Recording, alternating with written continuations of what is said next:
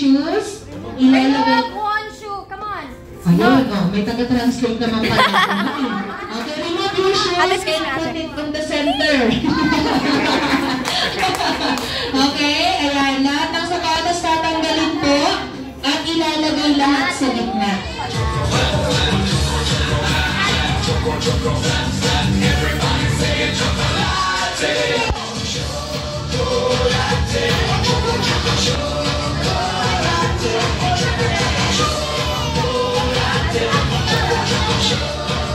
Okay, tapos na po lahat.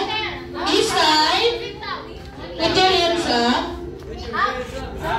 Ayan, taas po ang dalawang kamay. Okay, and shake, shake, shake. Shake, shake, shake, shake, shake, shake. Okay, shake, shake, shake. O, shake.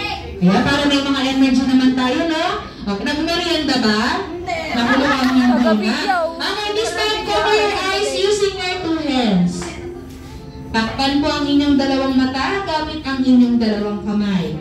At ang mechanics ng game, kung sino pa ang makikita kong nakasilip, matatanggal. Nag-close open ang nagamit ako. Paano natin tika buka? Okay. This time, nakukuha ko na ng story si Ate Elay at wala po, higit. Okay? Isang araw, sa mundo ng fairy tale land. Walang sisilip, masayang namamasyal at naglalaro ang ating, I see you, ang ating Jolly friends na si Hetty, Turny, Popo, and Yang. Na biglang may dumating na bad witch. At kumuha yung mga sapatos ng ating mga Jolly Kids at itinapon nito kung saan.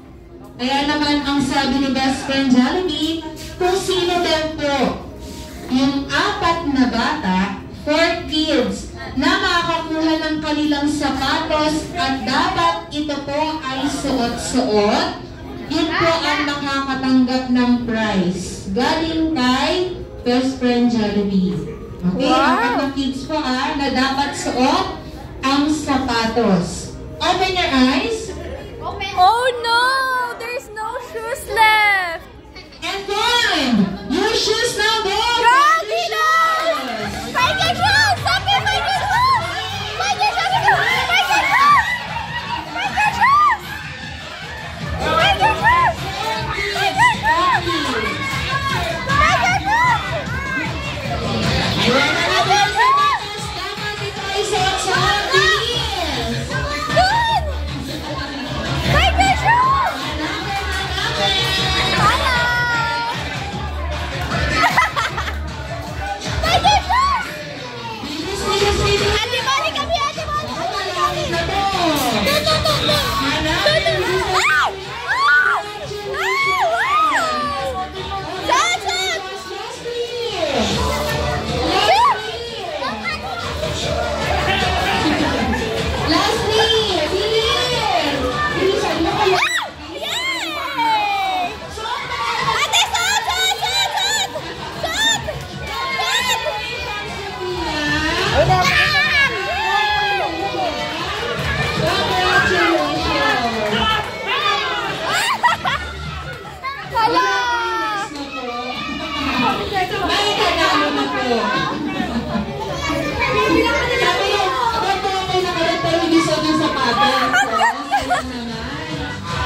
Okay, saya. Lahat na ng kids nakita na po yung sapatos. Naku, yung isa hindi pa nakikita. Wala, hanapin nyo yan! Oo.